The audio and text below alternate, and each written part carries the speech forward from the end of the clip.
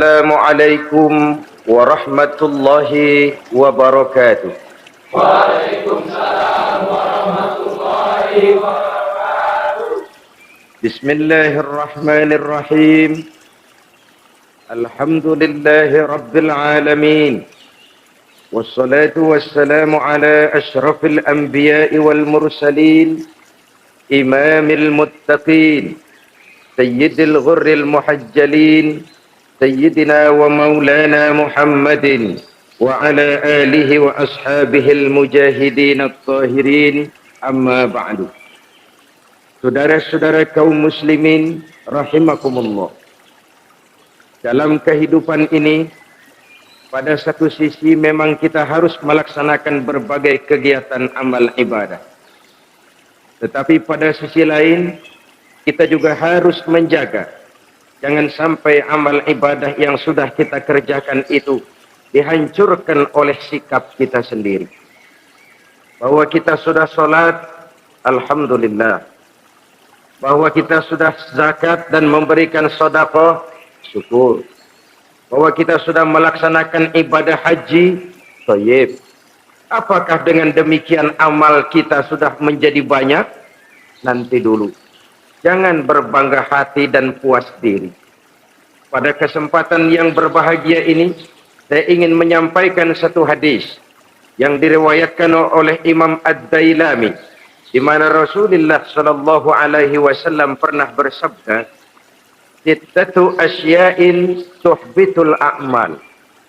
Ada 6 perkara yang bisa menghancurkan amal yang sudah kita kerjakan. Salat yang sudah kita kerjakan itu, zakat yang sudah kita bayarkan itu, haji yang sudah kita tunaikan itu, bisa dihancurkan oleh 6 perkara ini. Nanti di akhirat, pada saat setiap orang menunggu pahala dari ganjaran amal yang ia kerjakan di dunia ini, kita menanti dan menanti, ya Rabb, mana amal kebaikan saya? Mana pahala kebajikan yang saya lakukan? Hasilnya tidak ada. Amal yang kita kerjakan dihancurkan oleh sifat-sifat yang akan kita kemukakan pada pertemuan kali ini.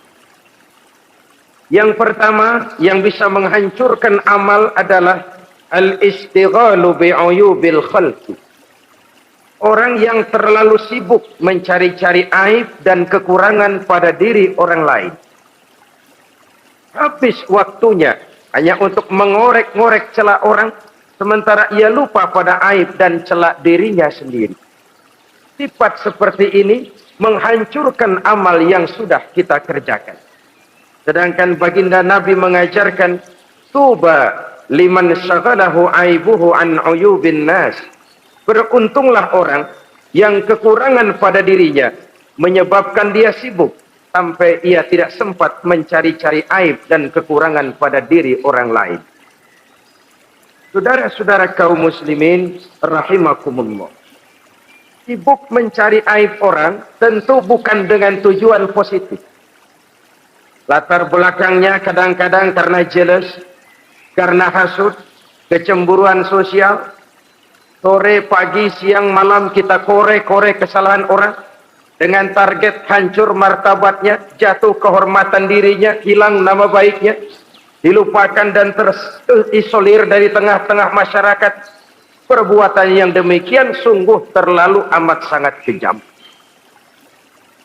Salat kita, puasa kita, haji kita bisa dihancurkan jikalau kita terlalu sibuk mencari-cari aib orang lain. Muslim dengan muslim itu bersaudara. Kalau kita menganggap muslim yang lain adalah saudara kita, maka aibnya adalah aib kita, kekurangannya juga adalah kekurangan kita. Pada saat kita melihat pada dirinya terdapat kekurangan, tugas kitalah menutupi. Ini yang dijamin oleh Nabi, man satara musliman satarahullahu fid dunya wal akhirah. Siapa yang menutupi aib dan celah orang-orang beriman, Allah akan menutupi aib dan celaknya di hari akhirat nanti. Zaman sekarang, zaman gosip, zaman sekarang, zaman isu. Sehingga hal yang 1 meter pun dapat jadi 5 meter. Yang 5 meter dapat saja menjadi 10 meter. Kita sibuk membumbui hal-hal yang kita tidak tahu duduk perkara yang sebenarnya. Bahkan lebih celaka, kadang-kadang kita malah sok tahu. Memberikan vonis dari sudut pandang kita sendiri. Adalah tidak bijaksana jika kita mengukur baju orang lain dengan badan sendiri. Baju orang lain kita ukur pakai badan kita. Tentu saja enggak pas.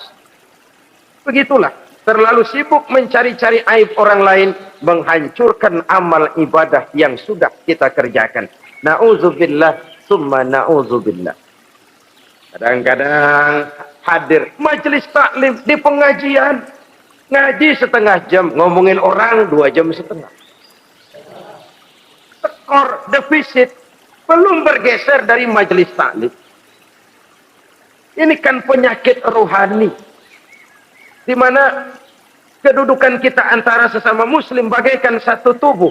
Kalau yang satu sakit, yang lain ikut merasakan sakit. Yang satu terhina, yang lain ikut merasakan terhina. Jadi pada saat kita melihat aib orang lain, kita ceritakan di mana-mana, kita bongkar di mana-mana, tentu satu hal yang jelas, kita tidak senang kepada orang itu. Kita tidak senang kepada orang itu. Dan kalau sudah tidak senang, maka fungsi persaudaraan bisa berubah menjadi permusuhan. Oleh sebab itu, kalau ada 2 orang berselisih, boleh kita bohong untuk mendamaikan 2 orang tadi. Misalnya si A sama si B berantem nih, jengkel, marah-marahan. Saudara datang ke rumah si A. A, saya dengar kamu lagi marahan sama B. Iya itu si B, kurang ajar. Bangsat, bajingan, pengik. Pokoknya kalau ketemu, awas. Ah, saya kira sih nggak begitu. Ah, tadi saya ketemu B, dia bilang malah kangen sama sampean. Dia pengen ketemu. Ingat masa lalu zaman sebantal berdua, sebatang rokok berdua. Dia kangen pengen ketemu. Padahal si B nggak ngomong apa-apa sama saya. Saya olah sedemikian rupa sampai si A tenang. A tenang, saya datang ke rumah B. B, katanya kamu lagi marahan sama si A. Iya tuh, A, kunyuk, monyet. Udahlah, pokoknya kalau ketemu dia, saya hantam habis. Ah, barusan saya ketemu si A, dia bilang pengen ketemu ente. Pengen ngobrol kayak dulu, mengembalikan keharmonisan yang hilang, mengembalikan kehangatan persaudaraan yang lenyap. Si A tenang, si B adem. Kenapa? Karena bohong saya. Kesana saya ademin, kesini saya ademin. Jenis bohong seperti ini berpahala. Kenapa? Tujuannya mendamaikan orang yang sedang berselisih. Tapi kan orang bermental seperti ini jarang. Yang banyak kan tukang kompor sekarang. Kalau angetin sini, angetin murub deh. Datang sama A, lu marahan sama B. Iya, gue kesel banget sama B. Emang? Wow. Diemang-emangin. Oh, udah dah, pokoknya gue mah kalau jadi elu takut sama si B, gue buka celana, gue pakai rok deh. Si A panas. A panas, datang ke rumah B. Komporin lagi. Dua-duanya panas, koslet, terjadi perkelahian. Biang iblisnya tukang kompornya. Sampai untuk mendamaikan 2 orang yang berselisih, diizinkan berdusta. Kenapa? Prinsip Islam itu islah. Mencari jalan damai, bukan mengeruhkan suasana. Inilah realitas di tengah-tengah masyarakat. Enakan ngomporin daripada nyiramin. Enakan manasin daripada mendamaikan 2 orang yang sedang berselisih. Apalagi kalau kita punya kepentingan, main nimbrung aja kayak toge. Kagak ngerti urusan, nyampur aja nyampur. Oke kan begitu, toge. Ada laksa, nimbrung, ada gado-gado ngikut, ada kredok masuk. Kagak ngerti juntrungan masalah, main nyampur aja nyampur. Ini kan tidak objektif namanya. Nah, mental seperti ini, wah, sholatnya khusyuk, zakat bayar, sedekah iya. Tapi kalau suka cari-cari aib orang, jembreng kesalahan orang di mana-mana, sholatnya, puasanya, hajinya bisa dihancurkan oleh mental yang seperti ini. Jangan bangga-bangga, sholat saya sudah banyak, puasa saya hebat, mantap, haji saya tiap tahun mondar-mandir ke Mekah. Tapi kalau mental seperti ini masih ada, waspadalah. Amal yang kita kerjakan bisa hancur oleh mental, sikap mental kita sendiri. Ini yang pertama. Yang bisa menghancurkan amal terlalu sibuk mencari-cari aib orang lain. Satu. Yang kedua, saudara-saudara, wa qaswatul qalbi. Orang yang hatinya keras, tidak mempan diberikan nasihat. Baik nasihat yang datang dari luar dirinya ataupun nasihat yang datang dari dalam dirinya. Hatinya keras. Dikasih muka tembok, kulit badak, kuping kebo. Makhluk apa namanya itu? Wallahu a'lam. Rai gedek. Pantas ya kalau kita lihat sejarah, Islam itu turun di semenanjung Arabia. Sebagai tes. Masyarakat Arab 14 abad yang lalu dikenal keras, kasar, brutal, primitif. Dari berbagai aspek kehidupan. Standar, kalau di tengah masyarakat yang begitu keras Islam berhasil, masyarakat lain lebih mudah masuk. Rasulullah diutus di Cianjur, lalu dakwahnya sukses, saya nggak kagum. Paling-paling datang Nabi ke Cianjur disambut dengan ramah. Enggak, Rasul. Ayo nama kumaha Rasul wae, ayo nama saja. Pasti aman, damai, tidak ada cerita perang. Tapi Masya Allah, turun di tengah satu struktur sosial yang keras, kasar, primitif. Menghadapi orang yang hatinya keras seperti ini, apa prinsip kebijaksanaan yang dilaksanakan oleh Rasul dalam menerapkan syariat Islam? Pertama, at-tadrij fit tasyri'. Dalam melaksanakan syariat, prosesnya melalui tahapan. Contoh, jahiliyah dulu itu paling senang sama mabuk. Geng. Oh, jahiliyah itu kalau sudah mabuk nggak cuman minum, mandi pakai arak. Mandi pakai arak. Menghadapi masyarakat yang seperti ini, apa strategi syariat Islam? Mula-mula ayat yang turun, yas'alunaka 'anil khamri wal maisir qul fihima ismun kabirun wa manafi'un linnas. Mereka bertanya kepadamu wahai Muhammad tentang arak. Katakan, arak itu ada manfaatnya tapi juga ada bahayanya. Bahayanya lebih besar daripada manfaatnya. Tidak diharamkan dulu, tidak. Cuman dikasih sen. Teler emang enak. Melayang ke langit. Cuman ada bahayanya. Bahayanya lebih besar daripada manfaatnya. Dikasih gambaran, dikasih sen. Tidak diharamkan mutlak dulu, tidak. Bertahap dikit dulu. Nih. Urusannya begini nih. Ada manfaatnya, tapi ada bahayanya. Bahayanya lebih besar daripada manfaatnya. Rasio berpikir. Setelah tahu bahayanya lebih besar, kan dikit-dikit mulain jauh. Mulain ngurangin, jaga jarak. Setelah ada jarak, turun peringatan kedua. La taqrabus salata wa antum sukara. Jangan dekati sholat kalau kamu lagi mabuk.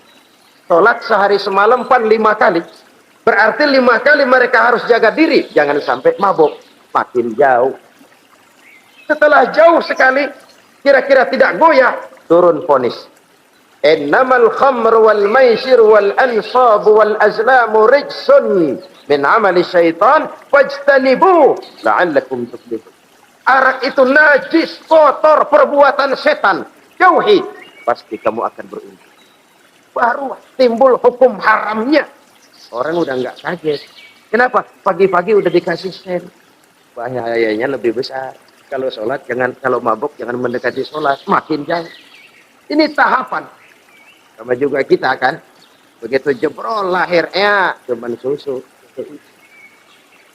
Gedean dikit, pisang ambon. Gedean dikit, pisang ulek. Gedean dikit, nasi. Udah gede bener, jengkol jijelin. Proses. Coba bayi begitu lahir kasih pisang batu. Teng-teng. Gak kuat. menerima, belum waktunya. Ini proses yang dilaksanakan oleh strategi syariat Islam untuk mengobati penyakit qaswatul qalbi ini, keras hati. Syariatnya bertahap, tidak drastis. Tidak kalau sudah begitu ya mesti begitu, tidak. Konsep kedua, taklilut takalif, menyedikitkan beban. Coba kita lihat, seluruh konsep agama, kalau kemampuan melaksanakan perintah berkurang, tracing perintahnya ikut turun. Angkat tuh beras 100 kilo. Nggak kuat pak, 30 kilo dulu deh. Ntar balik lagi, lama-lama juga habis. Ini konsep untuk mengobati qaswatul qalbi, bertahap. Semua perintah agama itu begitu.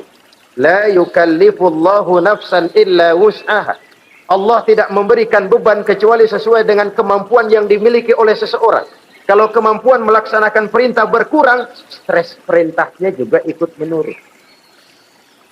Sholat wajib diri. Kalau mampu. Gak bisa pak sholat berdiri. Sholat dengan berbaring. Kalau mampu. Berbaring gak bisa pak. Pinggang kurap. Sholat pakai isyarat. Kalau mampu pakai isyarat tidak bisa. Dalam hati setiap kemampuan melaksanakan perintah berkurang, stres perintahnya juga menurun. Taklilut takalif ini juga salah satu strategi mengantisipasi kerasnya hati. Nah. Konsep yang ketiga dari syariat, al-musawat bainan nas fi takalifil ahkam. Persamaan terhadap manusia di dalam berhadapan dengan hukum Allah. Kadang orang yang hatinya keras itu, logikanya jalan, ngukur suasana. Gimana sih lo menggerib kagak mau ke masjid? No, yang Pak Haji masih di perapatan. Yang Pak Haji dia sebut. Itu kan cenderung orang begitu. Kalau dia nyolong ayam, dia tunjuk orang yang nyolong kambing. Ini apologi namanya. Ya, perlu nyolong ayam. No, yang maling kambing urusin, gedean. Apologi. Lah kapan mau beres kalau begitu? Tidak introspeksi, tidak self correction. Itu apologi. Untuk menutupi kelemahan diri, menunjuk kesalahan orang lain yang lebih besar. Itu kan nggak jantan namanya. Apologi. Tidak ada sifat untuk memperbaiki diri sendiri.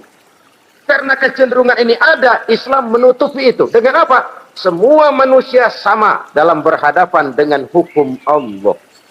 Tidak ada iri hati dalam hukum Islam ini. Salat wajib. Wajib. Bagi siapa? Yang sudah balik dan mampu. Terhadap semua strata. Jenderal wajib, kopral wajib. Apalagi hansip. Tidak ada fasilitas. Wah kamu jenderal nggak apa-apa dah sembahyang setahun 2 kali. Idul Fitri aja Maidul Adha. Enggak tuh. Semua manusia sama dalam berhadapan dengan hukum Allah. Itu yang Nabi ingatkan. Orang-orang sebelum kamu dahulu hancur. Umat-umat sebelum ini rusak binasa. Kenapa? Karena mereka kalau orang kecil berbuat salah, hukum cepat-cepat ditegakkan. Tapi kalau yang besar berbuat salah, mereka diam pura-pura tidak tahu. Jadi apa ini? Yang namanya mafia peradilan bukan cuma zaman ayeuna. Sejak zaman sebelum Islam, Nabi sudah mengingatkan. Mereka dahulu hancur. Kenapa? Kalau orang kecil berbuat salah, hukum buru-buru ditegakkan. Ramai-ramai dikeroyokin. Giliran yang gede berbuat salah, diam pura-pura enggak. Hukum pakai pandang bulu. Saudara-saudara kaum muslimin, rahimakumullah. Oleh karena itu orang yang keras hati itu bisa merusak amalnya sendiri. Nggak mempan nasihat, rai gedek, muka-muka cuek. Baik nasihat yang dari luar maupun nasihat yang dari dalam nggak mempan. Dan dalam hidup ini ada nasihat dari luar, dari orang lain, bisa dari fenomena kehidupan. Ini juga nasihat. Oh dia itu kaya tapi pelit. Hatinya begitu ya. Katanya menteleng. Itu kan nasihat. Itu kan nasihat. Oh, dia waktu berpuasa tapi zolim, matinya begitu.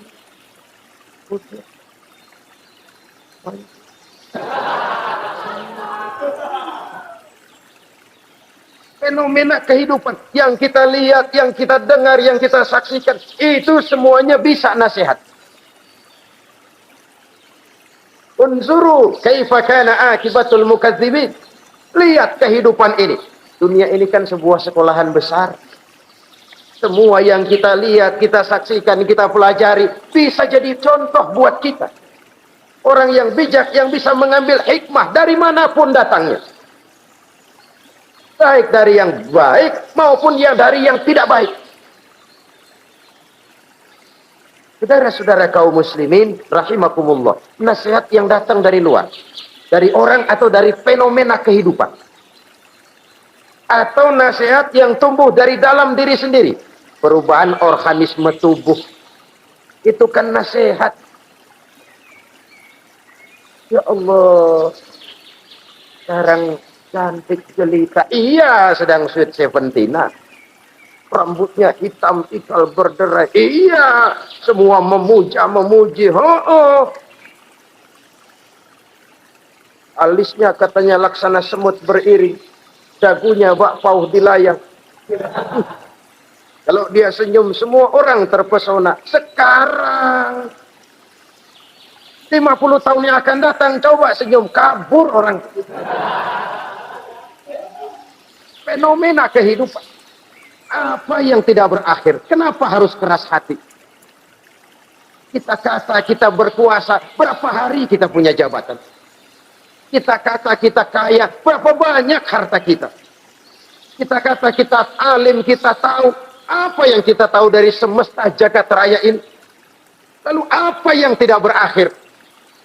Korun yang katanya kaya, mati itu. Fir'aun yang katanya gagah, mati. Napoleon Bonaparte, the Lion of Europe, singa daratan Eropa, mati. Saking mati, mati.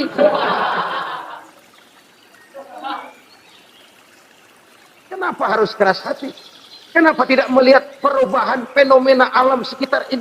Apa yang tidak berakhir? Apa yang tidak selesai? Lalu apa yang mau kita sombongkan? Kenapa kita harus keras hati? Tiga pantas dalam hadis kursi Allah menyatakan al-kibriya'u libasi. Sombong itu pakaianku. Manusia nggak pantas pakai pakaianku, kegedean. Pakaian Allah mau dipakai. Kalau Allah sombong, udah pantas aja udah. Kenapa? Kagak ada Tuhan lain selain dia. Udah pantas dia nyombong. Kita nyombong apaan? Oleh sebab itu, beruntung orang kalau diberikan hati yang lembut, mudah menerima kebenaran, peka terhadap kesulitan orang lain, ringan tangan memberikan pertolongan buat mereka yang memang memerlukan. Dan tidak semua orang dikasih begitu. Tidak semua orang. Lain ya, Umar bin Khattab sikapnya keras, tapi hatinya gampang menerima kebenaran. Nah, lain orang kayak begini. Keras sikap boleh keras, tapi hati mudah menerima kebenaran. Wah, kalau Umar kerasnya kan luar biasa. Tapi hatinya kok gampang menerima kebenaran. Ini hidayah. Coba lihat waktu berita Rasulullah meninggal dunia. Sampaikan oleh para sahabat, Umar jengkel. Cabut pedang. Siapa bilang Muhammad mati, saya tabas batang lehernya. Dia nggak siap menghadapi kenyataan. Emosinya yang jalan, bukan rasionya. Keras. Bilang deh, Muhammad meninggal. Saya tabas batang lehernya. Untung ada Sayyidina Abu Bakar. Beliau tidak bicara langsung, cuma pidato. Ayyuhan nas, man kana ya'budu Muhammadan fa inna Muhammadan qad mata. Wa man kana ya'budu Allah fa inna Allah hayyun la yamut. Hai manusia, siapa yang menyembah Muhammad, Muhammad sudah meninggal. Tapi siapa yang menyembah Allah, Allah maha hidup dan tidak akan pernah mati buat selama-lamanya. Sayyidina Umar tersentak. Subhanallah. Salah. Bagaimanapun Muhammad hanya seorang manusia. Saya cinta dia, saya suka dia, nyawa saya pertaruhkan untuk dia. Tapi dia manusia dan saya tidak menyembah Muhammad. Ia sadar akan kekeliruannya, berlinang air matanya. Keras sikapnya, tapi lembut hatinya. Nah, yang kayak begini, bagus. Ini udah sikap keras, hati keras, yaitu tadi. Muka tembok, kulit buadak, kuping kebo. Diapain aja udah nggak mempan aja, udah susah yang kayak begini. Saudara-saudara, ma'asyiral muslimin rahimakumullah. Jadi yang kedua yang bisa menghancurkan amal kita, orang yang hatinya keras. Wah. Yang ketiga sekarang, yang bisa menghancurkan amal kita itu wa hubbud dunya. Orang yang terlalu cinta kepada dunia. Nih, pakai kalimat terlalu ya. Kalau sekadar cinta kepada dunia, why not? Kita cinta anak dan istri, wajar. Kita cinta harta benda, tentu. Kita cinta sanak famili dan seluruh handai tolan, memang. Kita juga cinta kepada bangsa dan tanah air. Itu bagian dari iman, persilahkan. Yang tidak boleh itu kalau sudah pakai kalimat terlalu. Terlalu. Sebab kalau sudah terlalu, itu sudah di luar kontrol. Orang lalu menghalalkan segala cara. Terlalu cinta kepada jabatan.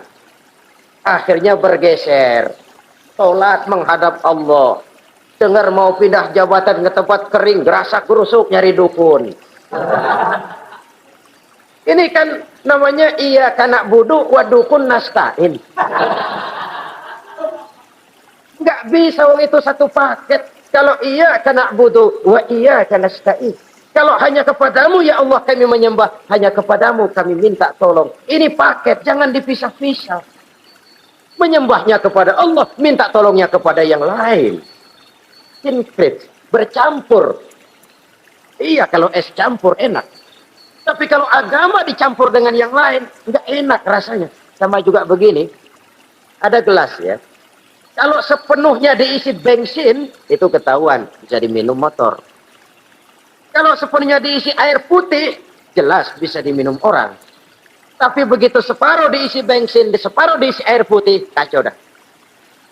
Motor minum, mogok. Orang minum, mabok.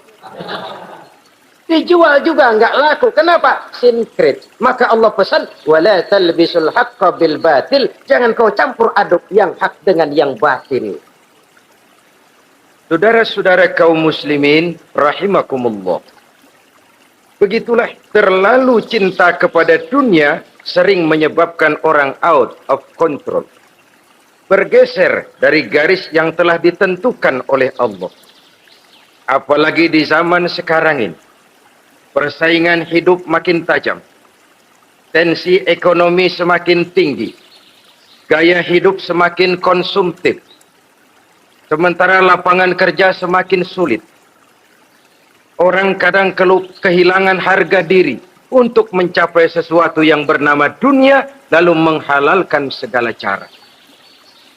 Sebab itu jangan korbankan keabadian akhirat dengan kesenangan dunia yang cuma sebentar ini. Jangan sia-siakan keabadian akhirat dengan kesenangan dunia yang kadang fata morgana ini. Cintailah dunia, tapi sekadarnya saja. Sebagai ladang untuk menanam bagi kepentingan di akhirat nanti. Terlalu cinta kepada dunia bisa menghancurkan amal yang sudah kita kerjakan. Ini yang ketiga. Yang keempat, wa qillatul haya. Orang yang sedikit rasa malunya. Rasa malu merupakan bagian daripada nilai-nilai keimanan. Apabila rasa malu berkurang, artinya nilai iman juga ikut menurun. Kita melihat sekarang ini banyak orang pakai pepatah Arab dalam hidup ini. Qul ala zamzam fatu'rab, kata orang Arab. Kalau kepengen terkenal, kencingi sumur Zamzam. Itu bakal ngetop ke seluruh dunia. Sumur Zamzam dikencingin. Itu akan terkenal ke seluruh dunia. Terkenal apanya? Terkenal gilanya. Jadi apa maksud pepatah ini? Kalau pengen cepat terkenal, bikin yang aneh-aneh. Yang orang lain nggak kerjain, kerjain. Yang orang lain nggak pakai, pakai. Nanti kan aneh, dilihat orang. Kalau dilihat orang kan cepat ngetop. Pantas apa tidak nomor 18. Yang penting terkenal aja dulu dah. Artinya apa? Rasa malu dikuburin. Rasa malu disingkirin. Kalau sudah sedikit rasa malu, tidak terhalang melakukan perbuatan-perbuatan yang negatif. Satu contoh. Tujuan utama diperintahkan berpakaian itu kan menutup aurat. Tapi Rasul pernah mengatakan, satu saat nanti akan muncul perempuan, nisaun, kasiyat, ariyat, ma'ilat, mumilat, ru'usuhunna ka'asnimatil bukhtil ma'ilat. Welcome, ladies and gentlemen.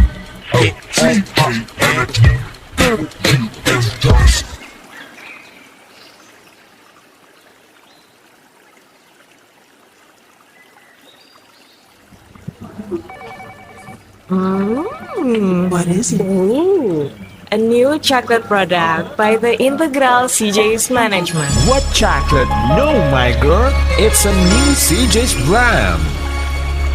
Kepalanya ditata begitu rupa persis kayak punggung onta. Itu rambut lagu apa tahu deh. Ini kan fenomena berpakaian tapi telanjang.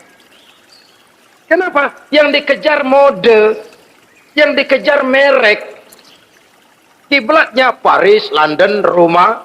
Imamnya siapa? Pierre Cardin, Christian Dior, Escada, Etienne Egner. Merek yang dikejar, mode yang dikejar, aurat pontang-panting. Ditambah oleh tayangan-tayangan berbagai iklan yang merangsang anak-anak kita untuk hidup konsumtif. Iyo.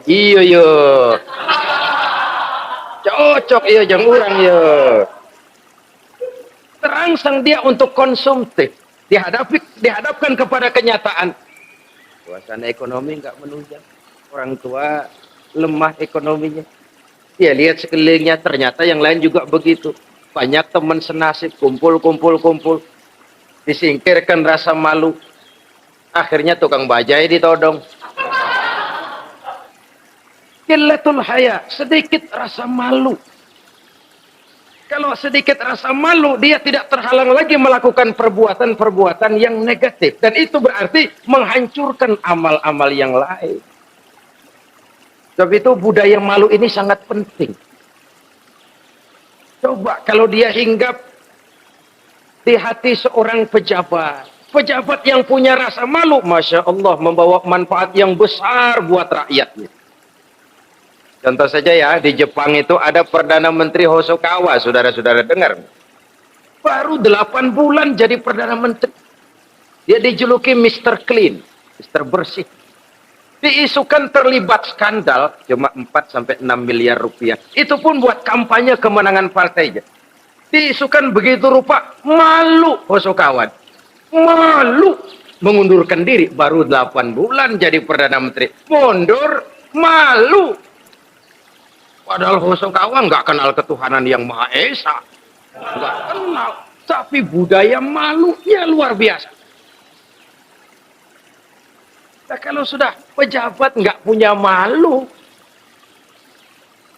habis. Kan sekarang umpamanya nih, ada impres desa tertinggal, disunatin. Sampai marah betul itu Bapak. Para pimpinan negara kita itu tidak ada maaf bagi pejabat yang nyunatin identitas. Kenapa? Kan tipis rasa malu. Turun dari atas sunatin, turun ke bawah sunatin, turun ke bawah sunatin lagi, nyampe bawah tetelan doang dikit banget. Kebanyakan tukang sunat, saudara-saudara. Budaya malu yang nipis. Orang kaya kalau punya budaya malu, bawa rahmat bagi lingkungannya. Ulama kalau punya rasa malu, nggak jual ayat menghalalkan yang haram, mengharamkan yang halal. Bagaimana Kiai? Haram karena belum dapat bagian. Begitu dapat jatah, haram dikit dah. Kiamat umat kalau sudah kayak begini. Budaya malu di segala strata sekarang ini menipis. Dan itu tentu berangkat dari kualitas keimanan. Ini yang perlu dipompa ke permukaan. Dan dilematis memang sering terjadi. Satu contoh, pada satu sisi kita menggalakkan proyek pariwisata. It's okay, kita perlu devisa. Tapi pada sisi lain kita harus menjaga nilai-nilai luhur dari budaya bangsa kita. Jangan sampai kemasukan wisata mancanegara, lalu budaya mereka yang tidak sesuai juga ikut kita serap. Bule masuk ke Indonesia, pakaian seenaknya, dia mau udah pantas aja udah.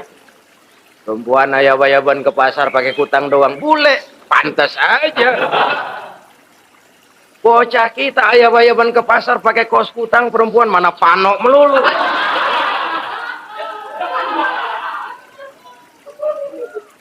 Menipisnya budaya malu. Ada standar bahwa mode hal kedua, merek apalagi. Yang pertama itu menutup auratnya dari sisi berpakaian.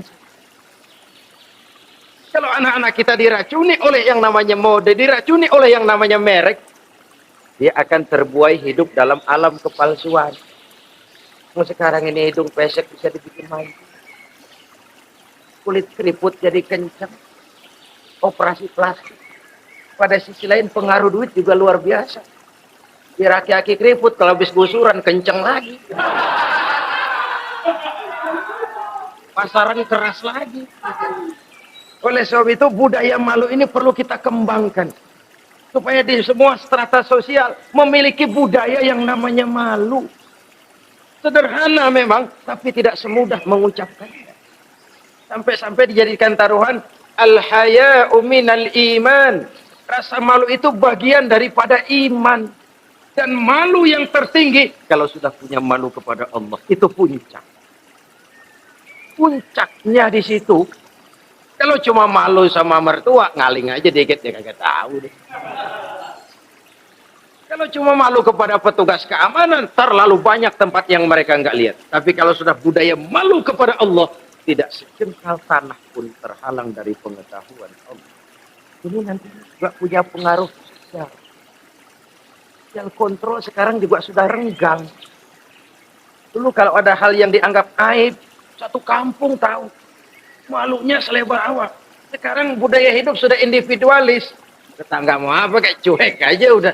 Akhirnya orang anteng lah, nggak apa-apa ini dah, tenang aja dah, besok berubah aja lagi. Sosial kontrol juga sudah agak renggang sekarang ini. Kalau dulu orang punya rasa sosial kontrol yang begitu dekat. Oleh sebab itu, budaya malu merupakan bagian daripada iman. Orang yang sedikit rasa malunya bisa lepas kontrol. Kalau dia sudah lepas kontrol, dia bisa melakukan hal-hal yang merusak amal perbuatannya sendiri. Oleh karena itu, pada pertemuan kali ini, saya juga mengajak, mari kita tumbuh kembangkan budaya malu ini. Saudara-saudara kaum muslimin rahimakumullah. Yang kelima, yang bisa menghancurkan amal kita, watulul amal. Orang yang terlalu panjang angan-angannya. Hidup dalam bayangan. Kakinya tercabut dari alam realitas. Mengharap burung terbang tinggi, tapi punai di tangan cepat-cepat dilepas. Akhirnya burung di tangan terlepas, punai juga tidak datang. Terlalu panjang angan-angan. Hidup cuma nunggu keajaiban. Yang diwiridin jikalau. Orang sudah kemana-mana, dia masih anteng. Jikalau, andai kata, umpama misal. Islam bukan agama orang pemalas yang selesai sholat lalu berpangku tangan. Ada orang yang cuma sujud saja rezekinya mengalir. Ada. Ada orang yang cuma munajat di keheningan malam. Rezekinya mengucur. Ada. Tapi kan bukan kelas kita. Itu kelas antara dia dengan Allah, tidak ada jarak lagi. Orang-orang yang batinnya bersih. Doanya didengar. Permohonannya dikabulkan. Permintaannya cash. Kalau kita bisa bayang cuma nada doang, nggak mau usaha, paling banter orang undang tahlil kita. sebesek campur geretan dulu. Kita ini tahap yang bekerja, berusaha, berdoa, tawakal. Pernah dalam satu sholat Jumat Rasulullah di masjid, ada seorang sahabat Badui datang dari pedalaman mau sholat Jumat, turun dari onta cepat-cepat masuk ke masjid. Ditegur oleh Rasul, ontamu sudah kamu ikat? Belum ya Rasul. Kenapa? Saya tawakal kepada Allah. Marah Rasul. Keluar, ikat ontamu, masuk lagi ke masjid, baru tawakal. Sederhana sekali, tapi inilah gambaran kehidupan. Ikat ontamu baik-baik, baru tawakal. Kalau nggak diikat, udah tawakal, terus hilang, tawakalnya salah. Sudah diikat rapi-rapi, masih hilang juga. Nah, tawakalnya benar. Sudah usaha, sudah ikhtiar, kok hilang juga. Gambarannya sederhana. Ikat ontamu baik-baik, lalu masuk ke masjid, barulah engkau bertawakal. Jangan onta dibiarin keliaran, lalu tawakal. Tawakalnya yang salah. Saudara-saudara kaum muslimin, rahimakumullah. Islam mengajarkan keseimbangan. Kita wajib berusaha, tapi tidak wajib untuk berhasil. Hasil itu hak prerogatifnya Allah. Berusahalah sebagaimana harusnya di satu sisi, tapi minta tolonglah kepada Allah di sisi lain. Ada keseimbangan. Orang yang terlalu panjang angan-angannya biasanya malas bekerja. Terangsang ngejar kerjaan yang gede, yang kecil kagak dikerjain. Akhirnya yang kecil lewat, yang gede kagak datang. Padahal rezeki itu kan yang penting mudawamahnya ya, rutinnya. Biar banyak tapi begitu sekali datang banyak, begitu stop 10 tahun kagak datang terus. Sengsara juga. Yang penting mudawamah, continue-nya itu. Biarin duit sih banyak, asal rutin aja. Gak apa-apa. Tulul amal, terlalu panjang angan-angan. Hidup di alam bayangan. Terlepas kaki dari akar kenyataan. Hidup ini kan kenyataan, harus dihadapi secara nyata. Islam ini agama yang wajar, hiduplah secara wajar. Jangan melakukan sesuatu yang memang bukan makom kita di situ. Artinya apa? Kalau memang kita cangkir, lalu minta air seember, kan lebihnya mubazir. Cangkir, minta air diisiin seember. Buat apa lebihnya? Bukan makom kita. Jangan tercabut dari akar kenyataan. Siapa sih kita ini? Jangan ibadah baru ala kadarnya, sikap udah kayak wali. Iyalah kalau wali cuma sujud, permohonannya makbul. Kenapa? Dia dengan Allah itu nggak ada jarak. Kita, lapisan dosa kita yang bikin jarak.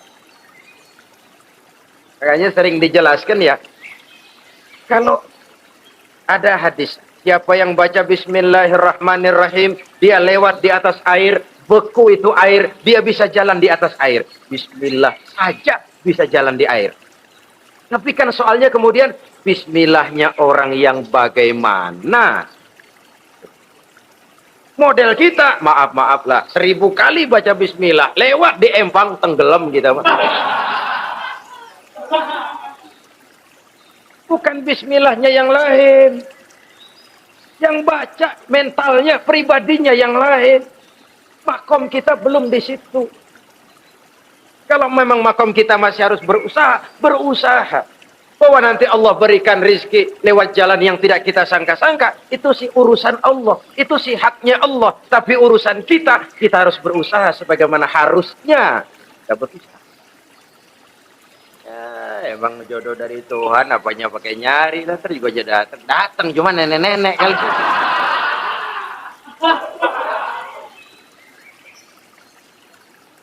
Bekerja, berusaha. Jangan terlalu panjang angan-angan. Hiduplah secara nyata, apa adanya, yang wajar-wajar saja. Tinggal di gubuk reot, hidup pakai gaya jet set. Ngagul dah. Sama merek mobil kenal banget, mobil orang-orang. Udah bukan main kalau ngomong deh. Di atas awan hidupnya. Di atas awan. Ngomong gak ada yang kecil. Gak pakai juta udah. Miliar. Triliun. Rokok tetap aja ngombe. Silahkan mengharap burung terbang tinggi. Tapi punai di tangan jangan dilepas. Realitas apa? Idealisme boleh terbang setinggi langit. Tapi kaki tetap berpijak di alam realitas. Ayo kita ngambil contoh dari Rasulullah Shallallahu Alaihi Wasallam. Rasulullah itu kan dikasih fasilitas. Tapi nggak ngandelin. Buktinya apa? Nabi hijrah ke Madinah. Itu kan manusia. Posisi kita terjepit. Ayo hijrah, hijrah, berangkat. Gak ngandelin Tuhan. Pojokin nih, dikepung. Kirim dah, apaan kayak biar pada mampus nih orang ini. Enggak tuh. Enggak. Walaupun beliau punya mukjizat. Tapi enggak ngandelin. Kenapa kita enggak lihat itu? Perang Uhud kalah. Kalah. Berlumur darah dari kakinya yang mulia itu. Kalau ngandelin mukjizat, apa pantas Nabi kakinya sampai berdarah? Apa pantas sampai kalah? Kenapa enggak rekes, tim, salabim, hancur musuh? Tidak, beliau tidak tercabut dari akar kenyataan. Beliau manusia, hidup dan berjuang secara manusiawi. Perkara Allah mau kirimkan mukjizat, itu haknya Allah. Waktu di Taif, saudara masih ingat. Dilontari dengan batu, menghindar ke kebun anggur. Turun malaikat Jibril, Muhammad, innallaha amaroni an uti'ak.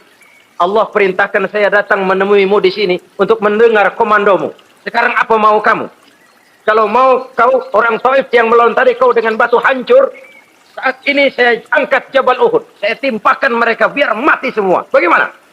Dalam keadaan terpojok, dilemparin batu, dikeroyokin, menghindar ke kebun anggur. Turun Jibril nawarin bantuan. Apa jawab Nabi? Jangan Jibril. Jangan. Saya diutus bukan buat ngancurin orang. Saya ini rahmat bagi Allah. Tapi kamu disambitin. Biarin. Saya berjuang jangka panjang Jibril. Kalau sekarang mereka ingkar, barangkali nanti anak-anaknya mau beriman. Kalau anaknya kafir lagi Muhammad, cucunya. Oh, susah Muhammad susah. Kenapa? Bagaimana bapak, begitu anak. Lalu mau kamu apa? Saya mendoakan mereka. Allahumma hdi qaumi fa innahum la ya'lamun. Ya Allah, berikan hidayah kepada mereka yang nyambitin saya. Karena mereka enggak. Disambitin berdarah, yang nyambitin didoakan. Pada satu sisi ini menunjukkan tingginya akhlak Nabi. Pada sisi lain ini menunjukkan Nabi juga mengatur strategi secara manusia. Tidak simsalabim. Tidak tercabut dari akar kenyataan.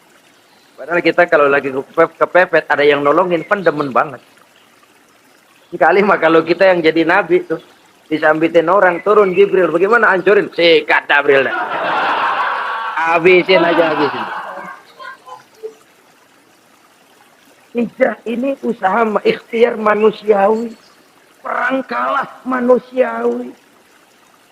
Putra tercinta wafat, berlinang air mata, manusiawi.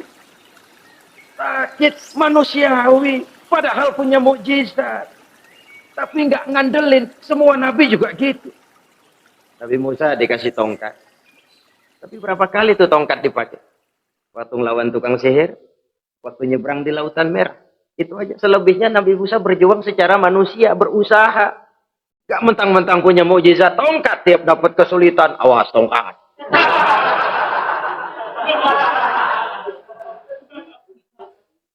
Utuh manusiawi. Ini Rasul. Kenapa kita nggak lihat itu? Kenapa kita lalu tercabut dari akar kenyataan dan hidup dalam khayalan? Sampai-sampai di satu anekdot yang menyentuh. Sekarang ini akibat tayangan-tayangan televisi begitu rupa. Ada seorang bapak ditanya sama anaknya. Pak, Tuhan sama Batman kuatan mana sih?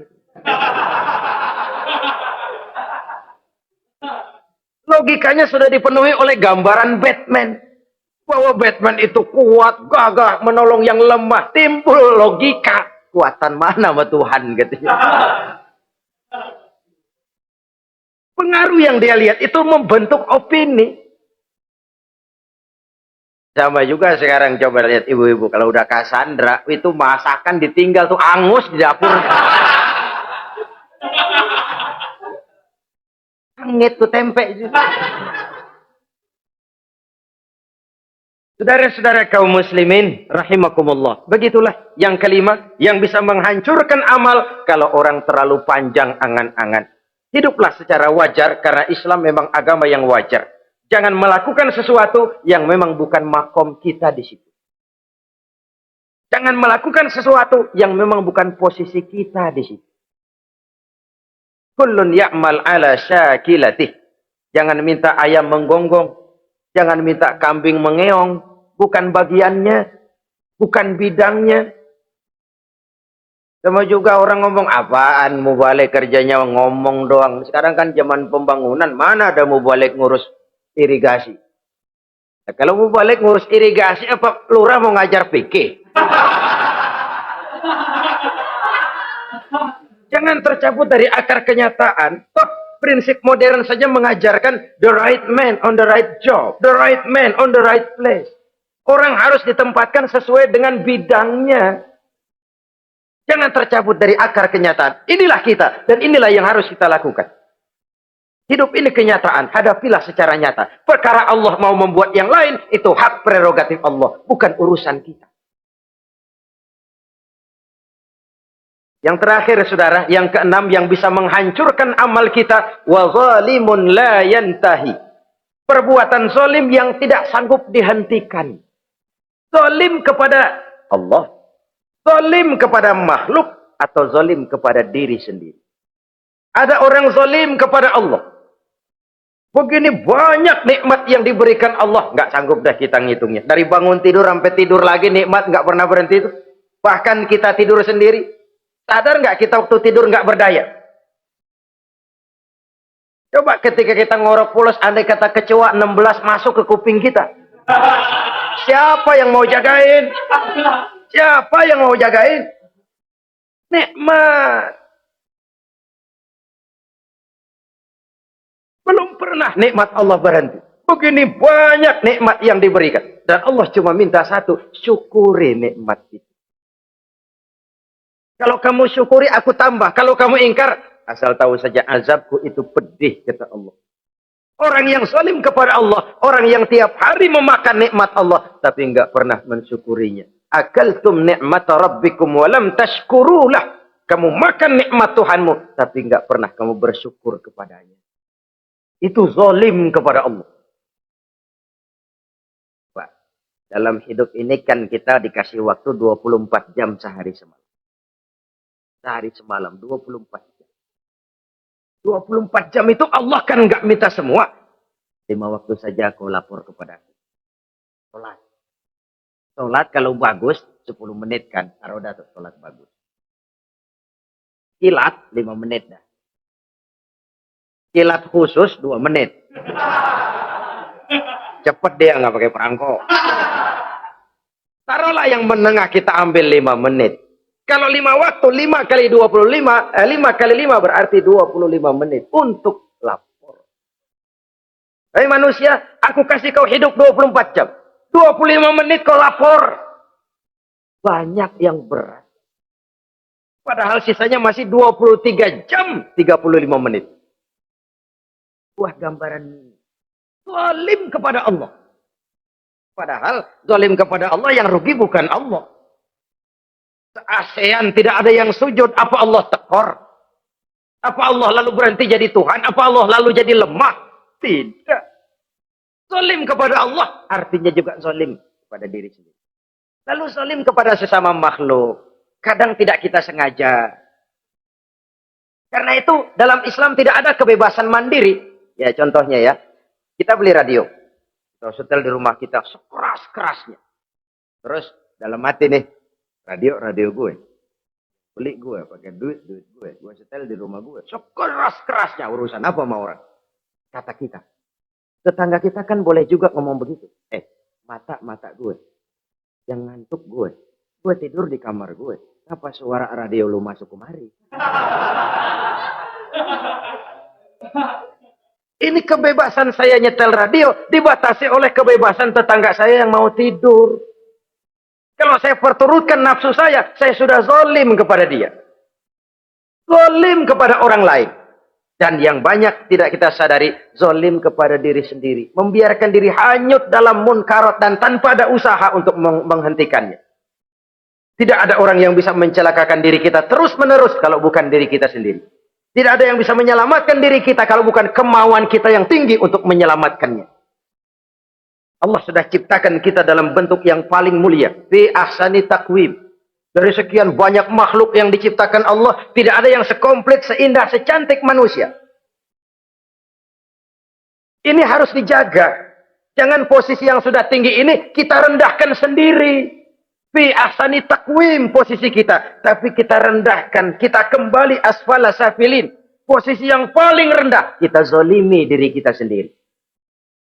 Karena itu, zalim kepada Allah, zalim kepada orang lain, zalim kepada diri sendiri, akarnya sama, mendatangkan kerugian. Dan bisa merusak amal yang sudah kita kerjakan. Oleh karena itu, mari sama-sama kita berusaha. Pada satu sisi kita melaksanakan amal ibadah sebagaimana yang seharusnya, tapi pada sisi lain kita menjaga nilai-nilai ibadah. Jangan sampai hancur oleh perbuatan kita sendiri.